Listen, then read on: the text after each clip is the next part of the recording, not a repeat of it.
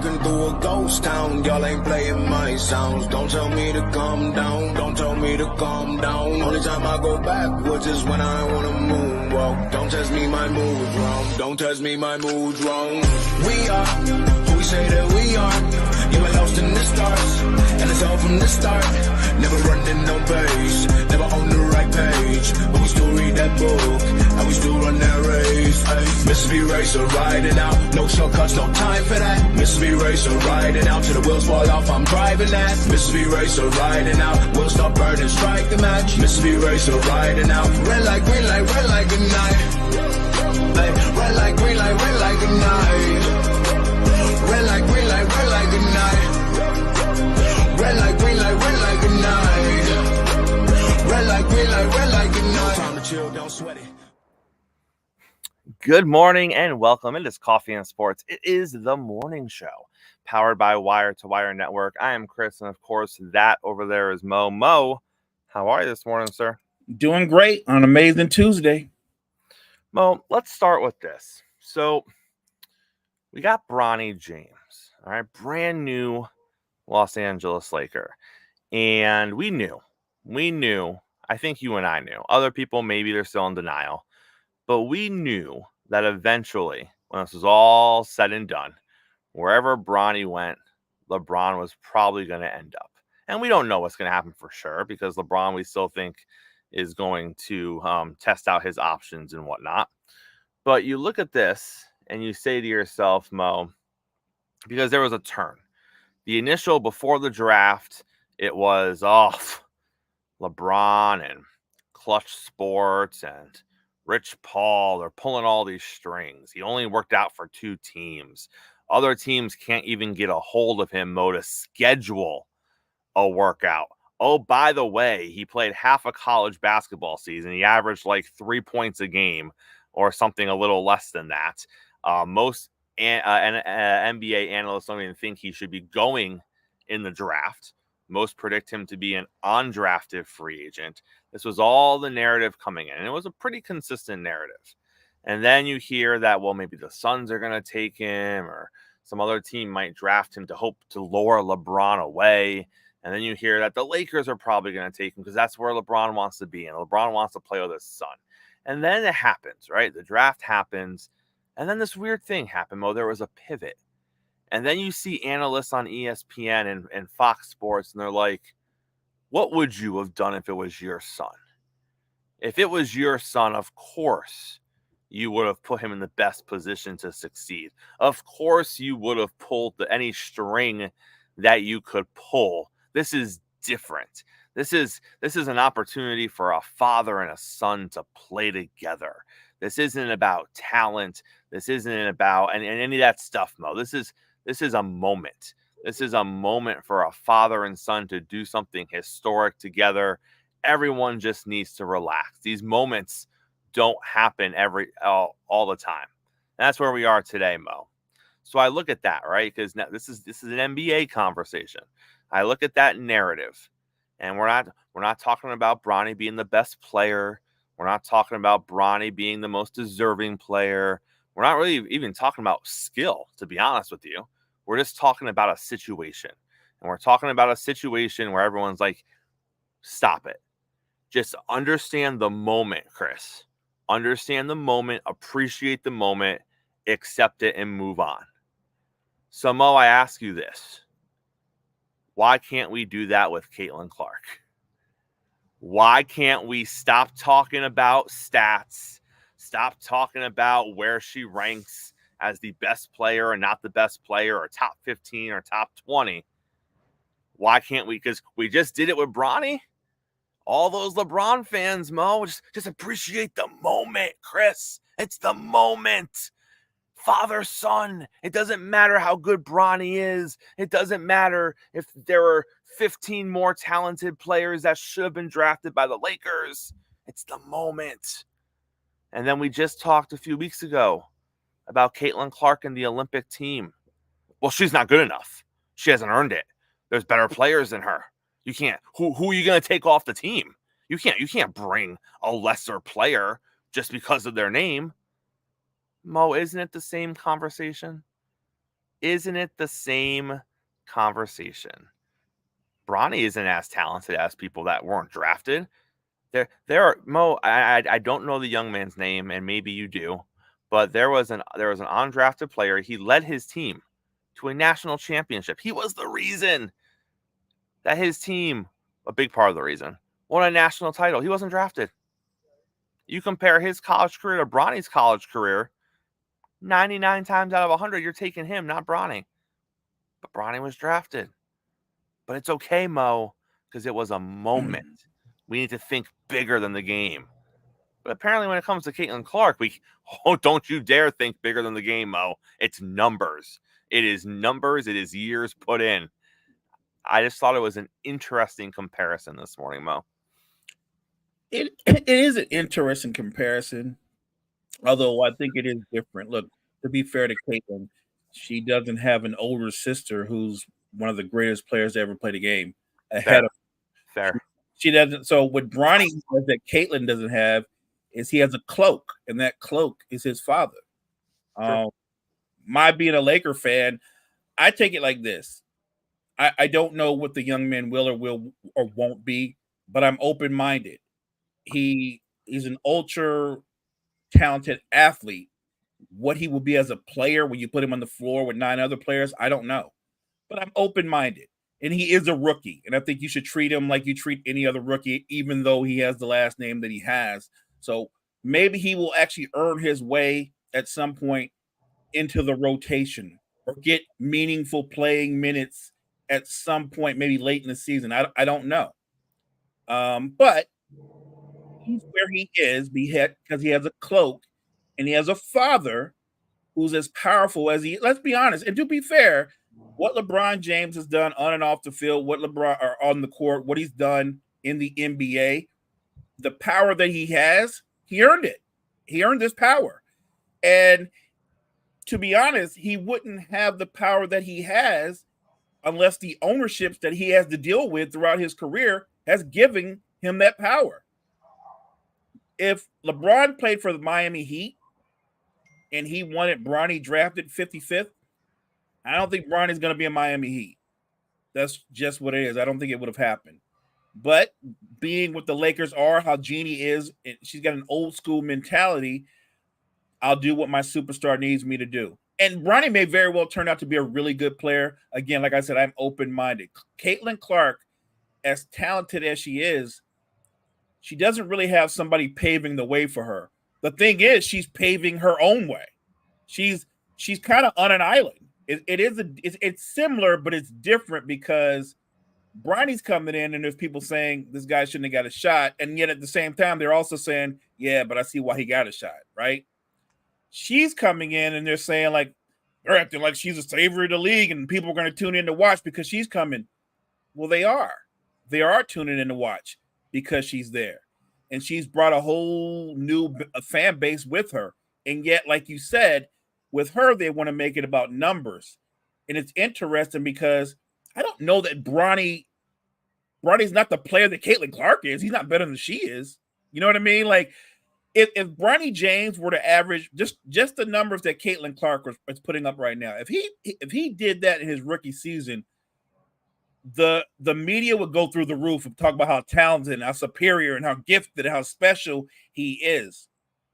She's not having a bad rookie season. She's kind of having a season that you and I predicted. I would actually say when you look at her overall numbers, she's having a better year because she's a better playmaker than a lot of people realized. She's looking like a point guard. She's giving you 16 points, 8 or 9 assists a game. I think she's having a really good season. And the scary part is I think as the season goes on, she looks like she's getting stronger. She looked like she's getting better. She looked like she's adapting. I think the situations are similar. I just don't think Caitlin has anybody out there leading the way for her or getting her back when she needs it. Whereas, like I said, Bronny's got Clutch Sports, Rich Paul, his pops. He's covered. He's got his own army, and Caitlin is like an army of one. Speaking of Caitlin Clark, I thought this was interesting. I saw this yesterday. The Las Vegas Aces are playing the Fever this week, at some point this week, I believe. And they're moving the location of the game to a bigger venue in Las Vegas so it can hold more fans. They're expecting the bigger venue to be a sellout, Mo. And if it ends up being a sellout, which it almost currently is, it will be more people for this regular season game than it was for games 1 and 2 in Vegas of the finals last season. Her numbers are mind-blowing. I mean, we could throw out her numbers all day when it comes to ratings and attendance, but it's just little tidbits like that where you look at it and you're like, gosh damn, the WNBA better hold on to this. Because when you literally say generational talent for a league, this is what you are talking about. And Mo, I don't want to see for the WNBA this time next year where it's all gone. Because Mo, you've been around long enough to see sometimes people handle the bag, sometimes people fumble the bag, and the WNBA is not in a position to fumble the bag right now. If they drop this, Mo, there is no coming back from it. Remember, they're not even profitable. So they need to figure this situation out and do whatever they can to make it work, especially going into next season where who knows, Mo, maybe they do turn that profit next season. I think the opportunity is there. If you take the established stars that they already have and blend them with this very unique draft class, when you incorporate them and the fact that Angel Reese, Camila Cordova, even though she got hurt, and Cameron Brink was terrific, I think this draft class blended in with some of the established stars like Stewart. I just think this is an opportunity to draw in more fans. I don't know why some of the older players would have a problem, because this group as a whole, yes, Caitlin Clark, for whatever reason, and there's a number of them you can point out, she can be polarizing, but I think Angel Reese sees polarizing means attention, it means views, it means follows. She gets it, so Angel Reese, she's grabbing onto that. She's embracing it. And I think the league would do well to do the same. Like, you can build these rivalries, you can build this storyline very organically because it was set up for you in college. And Mo, maybe we spoke too soon. Maybe I spoke too soon, because I was pretty definitive at the start of the WNBA season when the Fever, I think, started 0-3, 0-4 or whatever, and this was absolutely abysmal. I was pretty adamant, I hope that when the playoffs were around and Caitlin Clark's not in the playoffs, the WNBA can figure it out. Well, we're about halfway through their season, and Indiana is currently the last playoff seed right now. Them and Chicago seem to be the ones battling out for that final playoff spot. Yeah. So, again, Caitlin Clark would go to the playoffs, and they would get absolutely demolished by the New York Liberty, which is pretty much what's happened every time they've played this season. But what a coup it would be if the WNBA got Caitlin Clark into the playoffs for a playoff series, regardless of what the result is. Because, again, it's going to be money, it's going to be numbers, it's going to be ratings, and that is what the WNBA needs right now. So if she finds a way to slip into the playoffs as a 7th or the 8th seed, brava to the WNBA, Mo. Yeah, that would be amazing. And even if they get demolished in round 1, what that leads you to is the promise of next season. You carry that momentum. In her rookie year, she would have gotten them into the playoffs. That kind of momentum, you don't want to let go. So you could carry that all through the offseason. You can highlight the schedule. That's what I would do. I would highlight the schedule. I would manipulate the schedule to make sure that all those rookie class guys, they get to match up with each other consistently. I hope, look, for the benefit of the league, it does matter. It does matter. And they've been playing better. I think because it really is the Fever in Chicago. I think the Fever legit has a chance to get into the postseason. And just for the excitement and the momentum, I hope they get in. All right, we got some breaking NBA stuff with Donovan Mitchell, but right now we are going to get to JG. JG's coming on this morning. We got some baseball stuff to talk about. We're actually going to span the baseball globe with JG this morning. This is something that we do every so often and just get all of his insights on all things Major League Baseball through all the divisions. JG, welcome on the show this morning. How are you, sir? Doing good. How you guys doing this morning? Hey, doing well, JG. Doing well as always, JG. Let's go through. We're going to start with the National League. we're almost to the All-Star break. I think we got like 10 or 11 games for most teams left before we hit the All-Star break. So let's start going. We did this a couple of weeks ago. Let's go division by division. Let's kind of see how everything is, JG. And I want you to simply tell me what teams are going to be there when the season ends, and if you think anyone's going to fade off and kind of not be around playoff contention like they may or may not be right now. So let's start with the National League West. The Dodgers have basically had anywhere from a 4 to 10 game lead all season long. It's 7.5 games right now. We know that they're going to be there. The question mark in this division, though, is the Padres and the Diamondbacks. The Padres are currently just over 500. They're 4 games over. The Diamondbacks are just under 500. I feel like they've been in this same exact spot all season long. The Padres have just been slightly better record-wise than Arizona for the majority of the season. We talked about this 3 or 4 weeks ago. Can either of these two teams do something at the trade deadline and make some sort of a run and get themselves either into a wild card or maybe even chase down the Dodgers and make the division a little more competitive? Well, for the Padres, we've seen them be able to make moves, and they're not hesitant to pull the trigger and add to the team. So the Padres could be a team that you could see be a strong buyer to add, especially if they cut that lead down. And they're 7.5 back of the Dodgers right now. If they cut that lead down to 5 by the All-Star break, because that's always the goal. Bobby Cox said years ago when he was managing still, it's always the goal. If you're a second place team in your division, be within 5. If you're within 5, you're within striking distance. So if for the Padres, if they're within 5, they're not going to hesitate to add a piece to that team to try to get a little bit closer, an inch closer. This is a time to do it too. If you are the Padres, Dodgers are pretty vulnerable with no Mookie Betts for a while, and no Yamamoto. So the pitching staff's been taking a hit as well. You still have Shohei, you still have Freddie, you still have Glass now, you still have a lot of talent around that team, but they're not as strong as what they should be on paper. So if you're the Padres, this is the time to make that move and really push to inch closer to the Dodgers in that division. Arizona, I don't see them. They've been a big disappointment this year after being in the World Series last year. I thought I was expecting them to take a jump, especially after adding a couple pitchers to the rotation, Jordan Montgomery and Eduardo Rodriguez. Neither one of them have been healthy the entire season. So this has been a little bit of a disappointment, as we were expecting to see growth from this team, and they've kind of stayed back 10.5 games back currently right now, the Dodgers. I don't think there's anything enough there really to have them challenge the Dodgers. I think they've kind of come back down to earth, and they had a hell of a run last year in 2023, but I think they've come back down to earth and been a little bit more of a flat team, which is kind of what they've been before that run last year. So I think the only challenger to the Dodgers in the division is the Padres, which they have a good roster to do so, and an ownership that is willing to pull the trigger and add a piece that makes them even better. Staying in the NL, looking at the Central right now, the Brewers have a 6-game lead over the Cardinals. It wasn't that long ago. It was the Brewers, and we thought it was going to be the Cubs kind of figuring this situation out. The Cubs have completely fallen off a cliff in their division, in the basement right now. Cardinals have surprised some, being over 500. And then, JG, you got the Pirates. The Pirates are only 3 games below 500. They're 9 games out of the division.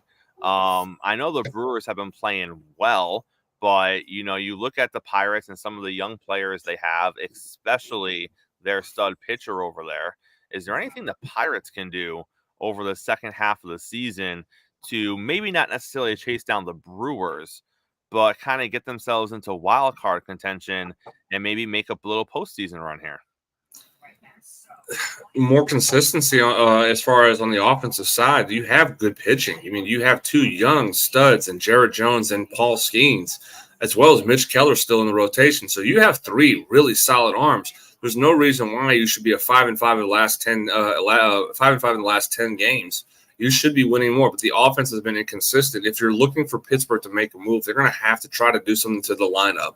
But again, they have the arms, they have the ability in the pitching staff to go and really challenge a wild card spot and potentially the Brewers. And I know the Brewers are right now they're 6 up against in the division, in which the division has been kind of a letdown division. I was expecting this division to be more competitive with the Reds being better.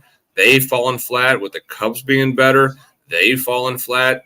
Cardinals, as you said, they're playing better ball. I just don't see. I'm not buying into their pitching. I'm not buying into the consistency that or lack thereof on their side. So right now, Pittsburgh has the stable of arms to challenge the Brewers, and they have the stable arms for sure to challenge for a wild card spot.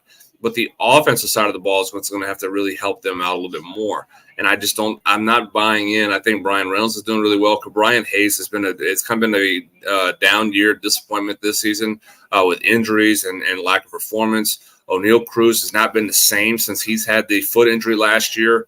So they have to figure out a little bit more on the lineup to challenge, to score more runs, to help your pitching staff. Because again, Skeens pitched against the Braves this past weekend, and they lost. It was like a 1-0 ball game. Or no, it was like a 2-1 ball game. I'm sorry, it was a 2-1 ball game. Skeens pitched an outstanding ball game, and you didn't help out your young pitcher who kept you in the ball game from there. So that's a problem. That's a problem for the Pittsburgh, that the offense is just not strong enough to challenge the Brewers. And if they can add someone to that lineup, it might help. But for right now, this is the Brewers' division to win. Looking at the NL East, the Phillies are going. Again, the Yankees have some things going on. The Phillies have some injury things going on, but they have a nice cushion right now in the NL East. But JG, you know this firsthand. You have seen the Braves come back from situations. It wasn't that long ago the Braves were under 500 around this time of the year. They got their act together and they made it to the postseason convincingly. It's an 8-game cushion right now for the Phillies. And then you got the Mets 13 games out at 500, but they're kind of back into that wild card contention. What do you see from the Braves and the Mets in the second half of the season? Can the Braves contend for the division? Can the Mets contend for a wild card? The Braves have to realize that their fourth and fifth starter situation is not good right now. And last stat, Alex Anthopoulos has said, pitching is not a priority at the trade deadline. It's still looking for a bat. I don't agree with that. We've seen Spencer Schwellenbach, who's been beaten up a little bit in the rotation. We've seen Bryce Elder, who's gotten beaten up in the rotation. AJ Smith-Shawver, who got beaten up a little bit in the rotation. He went to the IL. Hurston Waldrop got his opportunity to pitch in the big leagues. He got beat up a little bit, and he went to the IL. There's been a consistent rotation for that fifth spot, that fourth spot, and it's not really been it's not been a great experiment to find out what the young guys are currently there. They're not all quite ready. A handful of them are going to be ready, but then right now in 2024, they're not quite ready for it. So getting another starting pitcher has to be a priority, because you have pitched well with Max Fried. You have pitched well with Chris Sale. You have pitched well with Ronaldo Lopez. Charlie Morton has been up and down this year, obviously, as being a 40-year-old pitcher, but he's had moments where he has pitched well.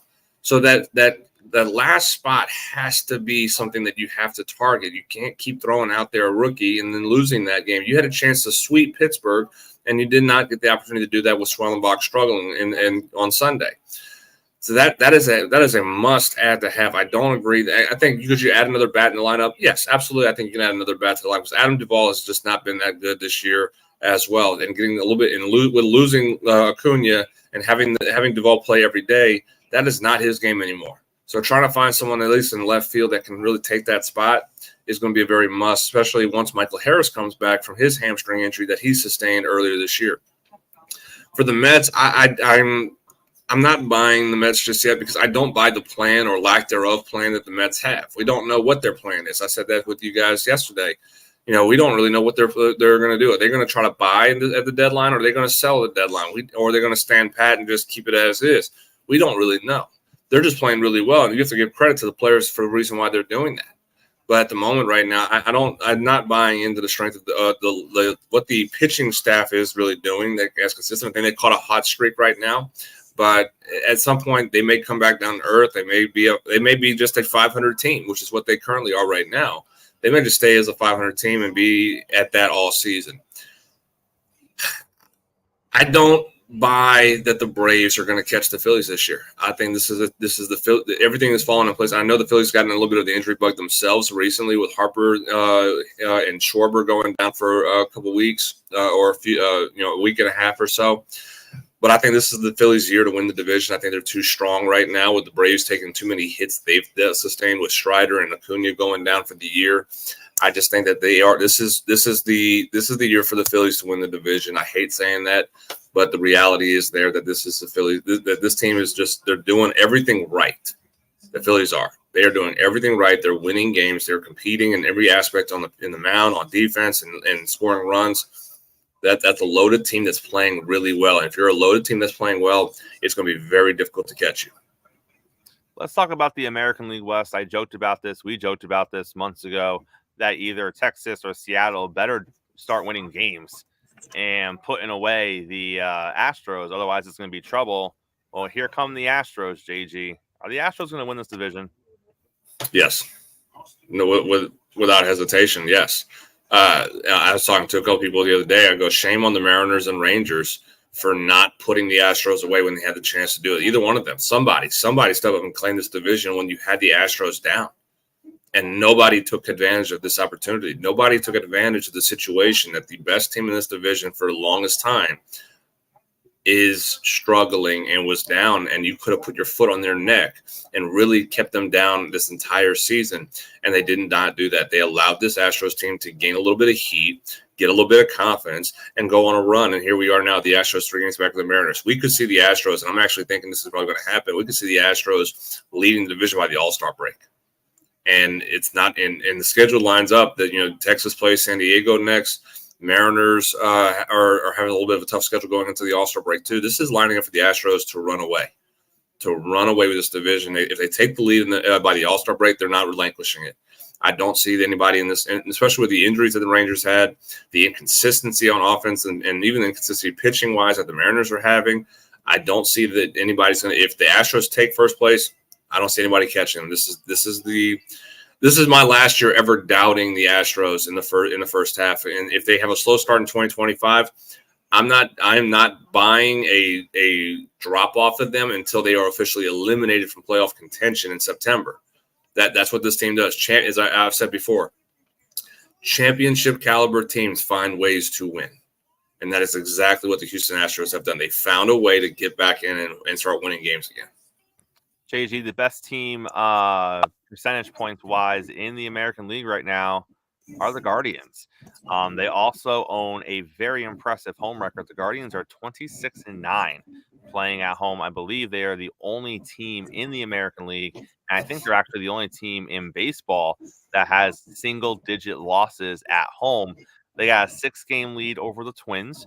We didn't really know what the Twins were going to be this season, but they are definitely in the wild card playoff conversation. And then you got the Royals, who are right there as well. So when you're looking at the Guardians, one, are you surprised they are playing as well as they are? And two, what would the Twins or Royals have to do to potentially chase them down? No, I'm not. I'm not surprised that the Guardians are playing really well because this is a talented team. They were picked. They were supposed to be winning the division last year. They just had a very down year with the health issues of Terry Francona. It made things very difficult for them last year. They were inconsistent last year, but this was still a talented team with a strong batting lineup. Pitching wise, again, I think that's been the surprise is that how is this team going to handle losing Shane Bieber again? And they've picked up the slack and really done really well, despite even Tristan McKenzie struggling and he being sent down to AAA this past week. So overall as a team, no, I'm not surprised. Am I surprised about the pitching? How good they've been? Yes, that I'm surprised about right now. But this has been a very talented team. They were supposed to. They won the division 2 years ago. They were supposed to win the division last year. This is kind of the reality of what this is. The Cleveland Guardians are a really good ball club.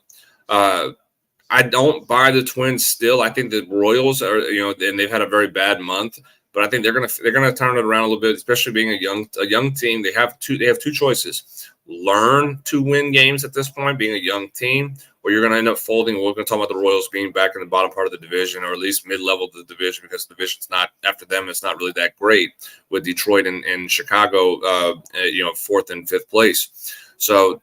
I'm kind of buying that the Royals are going to get a turnaround a little bit and figure it out. I think they're going to make a move as well to help the bullpen out a little bit more. But this is the Guardians division, and I'm not surprised that they're probably going to run away with it here pretty soon. Just how strong their lineup is. They continue to stay healthy in the lineup, and they continue pitching. They pitch well, like they are doing. This is a very good ball club that could be the year that we finally see a AL Central team making a little bit of noise in the playoffs. Usually we see the AL Central team just get swept in the first round, and it's just business as usual. I kind of have a feeling that we could talk about the Guardians being a team that makes a small little run in the postseason just because of how strong they are batting wise. And then we move to the AL East. So the Yankees and the Orioles, neither has been playing well the past couple of weeks. The Orioles have lost 6-10. The Yankees have lost 7-10. And then that gives Boston fans an opportunity. They're still 8.5 back at JG. But Boston fans are looking at this saying, man, if the Yankees and the Orioles struggle for another week and a half heading into the All-Star break, we could be 4 or 5 games out come the All-Star break, and now we're right in the thick of the conversation. So looking at those 3 teams, injury concerns, pitching concerns, which one of those 3 teams is going to win this division? And if you're a Boston fan in particular, what does Boston need to do to really put themselves as a third contender for this division? I think the division winner is going to end up being the Orioles. Again, the young, exciting team, and they've been there before with it last year, winning this division. They're still got a lot of talent coming up right now too. A lot of young talent that is in the minors. That's the thing that's so scary is their farm system is still loaded. They've been moving guys are up and down. We saw Holiday, who struggled a little bit. Hurstad has been up and down. He struggled a little bit, but again, they're still talented players. We're not taking anything away from what they are. They're still very young and talented players. We've seen Gunnar Henderson is putting himself in the conversation as the next young superstar shortstop. He's going to be potentially getting some MVP votes. We know Adley Rutschman and his talent there. Carlos Santander has been doing really well. He's been hitting the ball, lights out. This team is loaded. I know you can say something about the Yankees offensively that they have been a loaded team, but I'm going to buy that the Orioles are going to be just a little bit better than the Yankees just because of the young talent. Whereas, again, the Yankees are still a bit of an older roster that does struggle with injuries, and they're kind of dealing with a little bit here and there. I kind of see that maybe a couple more injuries are going to hit the Yankees at the second half of the season, and that's going to give the opportunity for the Orioles to start slowly pulling away. They're not going to run away with this division. This division is going to go into the last weekend of the season, I believe, with the Orioles and Yankees. I just don't see the Red Sox having enough. And I don't see them really buying this year to making the moves that they need to make to contend for this division. I think they'll make it for a wild card. I think they'll have an opportunity to make a wild card, which for a year that this is was not expected the Red Sox to do anything really because of the situation they have. But when you add Theo Epstein back to your front office, you have opportunities to improve the team. I just don't think they're going to do it this year. I think more of the moves that they'll make is for 2025, but not for 2024. So they're not going to challenge for the division, but they'll more likely challenge for a wild card spot in 2024, and it's going to be between the Orioles and Yankees throughout this season for the division. JG, always a pleasure having you on here, sir. We'll see you later in the week, all right? Sounds good. Appreciate it, guys. Have a good one. All right, Mo, as we were bringing JG up onto the stage, I alluded to it. We have some breaking news in the NBA. Donovan Mitchell and the Cavs agreed to a 3-year max extension that includes a player option, $150 million for Donovan Mitchell. What are your instant reactions to the deal? And where does it kind of put the Cavs in that Eastern Conference landscape that is ever shifting? Because remember, we talked about this a few days ago, Mo. The Cavs want to keep their core together. And then we looked at it and we're kind of like, well, is it really a core? Or is it just Donovan Mitchell and some nice pieces around him? But they got Mitchell to stay 3 years, $150 million. Where are they right now? And what do they need to do to take the next step? I mean, so it's a big get for the Cavs to keep Donovan Mitchell, obviously. You want to keep any all NBA caliber player if you can. So that's a great move for the Cavs. In the bigger picture, it doesn't move the needle. When you're talking about title contenders, it's a short list. There's the defending champion Celtics. There's the Sixers, at least on paper. There's what the Knicks did. And maybe the Bucks I would have fourth. The Cavaliers, when you look at their roster construction, they've got 2 guys who are shot creators in Darius Garland and Donovan Mitchell, and they don't really fit together. Neither one of them are defenders. They don't really give you much on the defensive side of the ball. Then you've got Jared Allen and Evan Mobley, who are both what I call zero range players. So Mobley does all his business mostly in the restricted area, as does Allen. And Allen's terrific. He's a terrific center. I mean, you can book Jared Allen for 15, 11, and a couple of blocks, but he's more old school. And because of that, I think you need more floor spacing. And I know they brought in Max Strus, but to me, on a title contending team, Strus is not a starter. He's not a starter. What they desperately need is somebody that they can rely on night in and night out, who can give you 20 plus a game, create shots, and be a shot maker. They don't have that. What they lack overall is firepower. They don't have the firepower to be a contender. They have the firepower to beat a team like the Magic and then lose in the next round. Like I said, it's great that they kept Mitchell.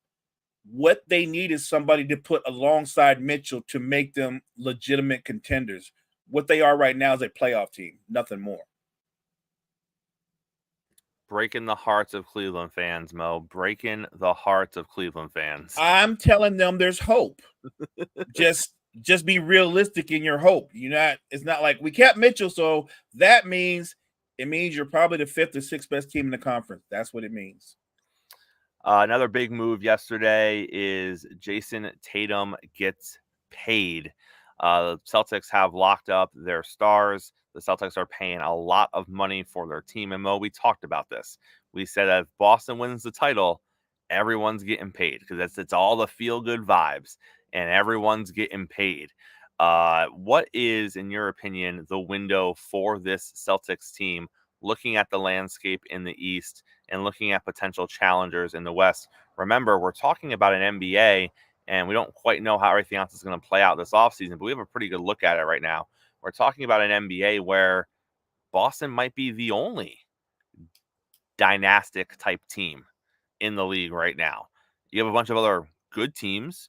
You have a bunch of other teams that are like the Mavs that could go on a run, and you wouldn't be surprised. But you look at Boston on paper, and Mo, would it be fair to say that they're kind of head and shoulders above everybody else? This current version of the Boston Celtics, where they are right now, Chris, they're where Golden State was after 2015, right? Everybody was trying to find a way to catch up to them. Everybody was trying to acquire another star or deepen their bench. I look at Boston and I'm like, that's the model right now. And the question is, I said this before, the Brown-Tatum combination, they're in the middle of their run. The only question is, are they going to get a second title? And look, I think they're the front runners to get back to the finals and win it all. And if they're able to win 2 titles in this run, never mind, don't look at the money. Don't look at the money. If they're able to win 2 titles in this run with this core, the money is well spent. That's how hard it is to get titles. Nobody will ever complain about how much money Jason Tatum or Jaylen Brown or Derek White or Holiday make if they win a second title. I'm looking at the Western Conference, and yeah, Dallas made a terrific get. They did something that they never do, Chris. They got someone to keep their money.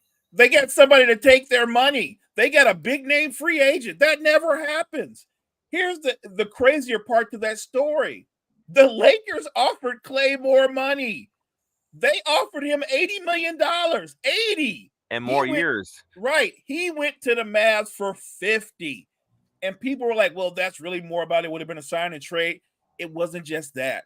Clay would have to sign. If Clay wanted to be a Laker, he would have simply told the Mavs, thank you, but no thank you. And he would have waited for the Lakers to make a sign and trade. It's not like they were on a clock. This is free agency. They could have got that deal done tomorrow. They could have got it done 2 weeks from now.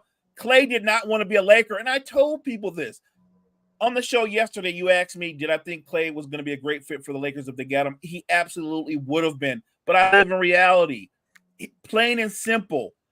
Clay saw LeBron James in 4 NBA finals. They're not buddies. They're adversaries. LeBron broke up a 73-win team. He came back and beat them 3-1. Say what you want. Klay Thompson is not going to help that guy. I don't care how much money you offered him. Klay Thompson was like, nah, I'm good.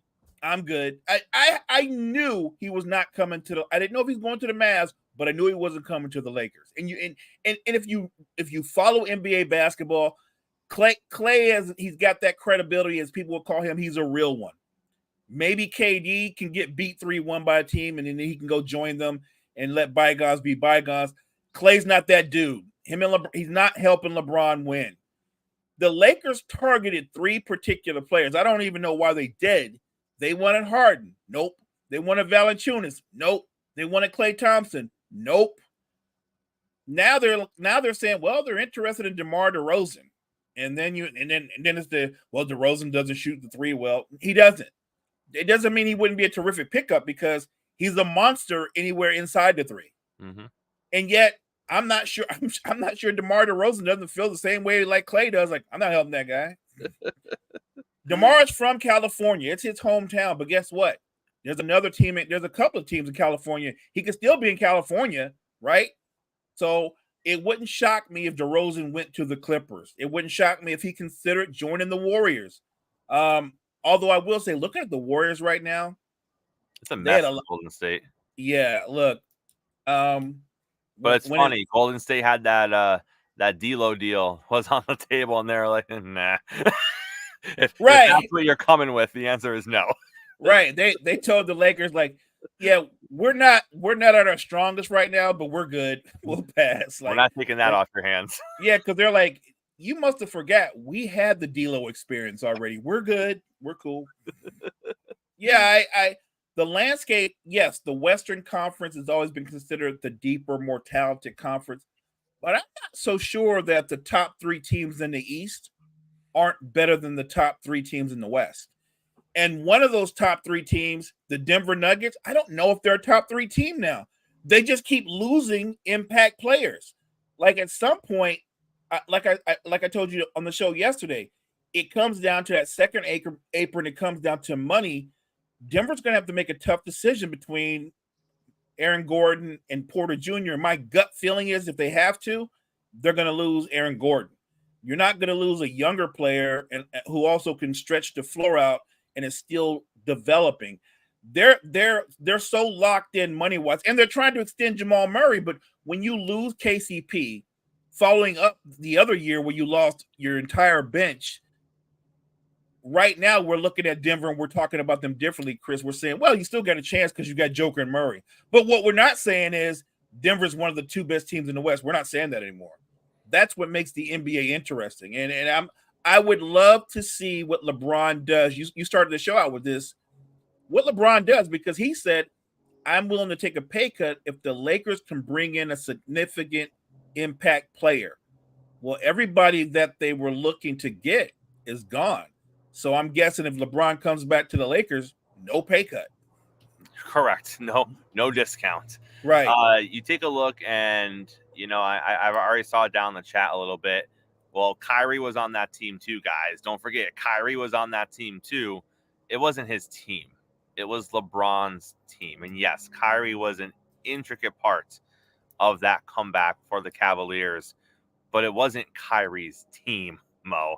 And also, guys, don't discount I know it probably is messier than we think with Clay and the breakup from the Warriors, but don't discount the relationship that Clay and Steph have.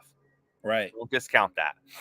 Right. For Clay to go join the to go join the Lakers, you're looking at him helping LeBron get to 5. I like you said, he's not that guy. He's not going to do that. That's what they're missing out on. Yes, Kyrie was on that team, but Clay's like, I'm mad about the Warriors. I'm upset.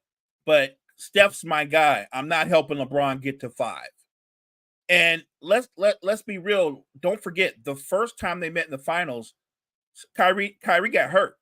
Kevin Love and Kyrie weren't part of that series. They saw LeBron for 6 straight games. And then the next series they played, they blew the 3-1 lead. All I'm saying is Clay I think he wants to show the world he still can play on a high level, but he doesn't want to do that helping LeBron James win. He would because really, from a basketball standpoint, let's keep it 100. Clay's a catch and shoot guy. Yes, Kyrie and Luka can break people down and create opportunities, but LeBron could do the same thing, I would say, more efficiently. And when you've got a post presence like AD, he draws a double team. The Lakers duo, to me, is a better all-around duo than the Mavs duo, right?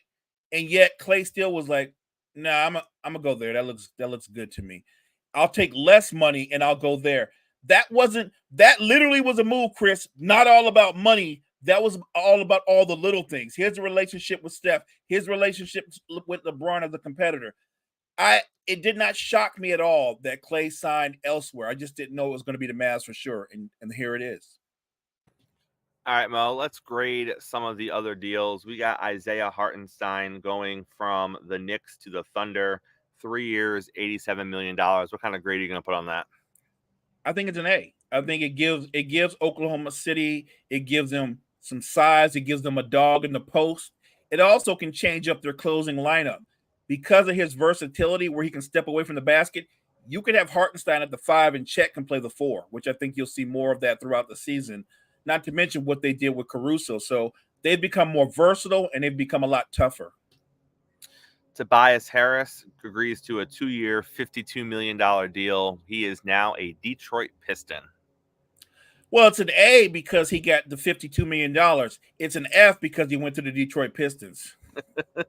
Do you like the money that Boston gave to Derek White? 4 years, $125.9 million. Not a problem. In a lot of ways, I'm a big White and Drew Holiday fan. I think they almost mirror each other, even though White's younger than Drew in terms of what they can do. So yeah, this is committing to your window and trying to win multiple titles. I have no problem with that. Aaron Holiday, 2 years, $10 million deal with the Rockets. Solid veteran, good player, reliable. I think the Rockets have a very young team, so I like that they're adding more veteran players on there. So his impact will be felt more on the latter half of the season. So I think that's an A. Sticking with the veterans, Nick Batum, 2 years, $9.6 million with the Clippers. Going back home to his squad. It's a good pickup for the Clippers. It doesn't balance out losing Paul George, but I think if you get Batum, you got Derrick Jones Jr., I think they also added Porter. So I think they're trying to fill that void. The real question mark is, where does DeRozan go? Lakers, Clippers, or back to the Bulls with the money? The Warriors did get a signing yesterday. It wasn't anything that I think rocked the fan base, Mo. But DeAnthony Melton, 1 year, $12.8 million. Solid rotation player. And I would say if the Warriors were at full strength, if they had more ammunition, I'd call this an A. But at their current status, the way the roster looks, I don't know if it's going to have much impact. Garrett Temple re-signs with the Raptors, 1 year deal. Okay. Look, credit to Garrett Temple because this guy's been in the league. He's been on many teams, and he's found a way. He's just one of those dogs. He's just a hooper. So all jokes aside, I'm happy for him because he's a hooper, and he's been beloved everywhere he's gone. We got Drew Smith returning to the Heat. Yeah, I'm sure Pat Riley is like, yeah, you guys are in trouble now. Drew Smith is back. Gary Harris re-signs with the Magic. That was one of those guys I found interesting because, like I said, Gary Harris's skill set is the same skill set as KCP's. So, and it's not just him. Like, look at their roster. I'm not trying to kill the KCP deal because he is one of those kind of guys that can impact a contender. But I don't think the Magic are title contenders. That's all I'm saying. And then Mo Bamba going to the Clips. So a lot of people forget that I believe Mo Bamba was a lottery pick when he came out. And the thing was, they were trying to say he was going to be the next KD because he was actually longer and taller than KD. And he has just been a journeyman. Hopefully for him, he can find a home with the Clippers. Like, you don't have to live up to the status of being a lottery pick, but you can find your way in the NBA and find a role. And I think Mo Bamba, he can shoot the three. He can be a weak side defender. Maybe, like I said, he can find a home with the Clippers. And then, obviously, like you said, Mo, we're waiting for a few more pieces to fall. All in all, though, nothing wild. Nothing wild with – not yet anyways. Obviously, there could be a couple more wild cards if a few guys go left and we think they're going to go right. But overall, Mo, nothing too crazy with the draft and the first couple of days of NBA free agency. No, nothing crazy. Because we're just looking at free agents, but I do think there are players that teams are trying to move. It's a matter of value. I think Chicago's trying to move Zach LaVine. Nobody wants him. Well, if they were just trying to move him for cap space, you might have some takers, but I think they're actually asking for like number one picks and stuff like that. Like people haven't seen him play. So I feel like Zach LaVine will eventually get moved, but it won't be for this haul that Chicago thinks they're going to get for him. But that name is floating out there.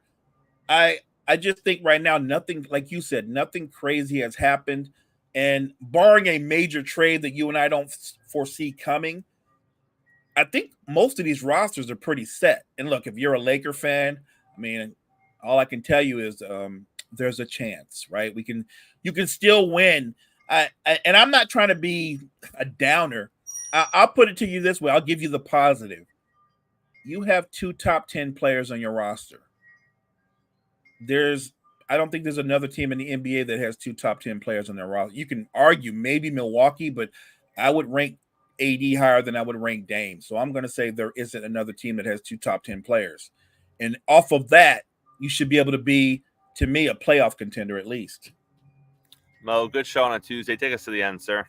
Appreciate you guys for joining us this morning. Make sure you check out all the great content that we have at the Wire to Wire Network. Make sure you check out a special edition of the N1 podcast at 8:15 tonight.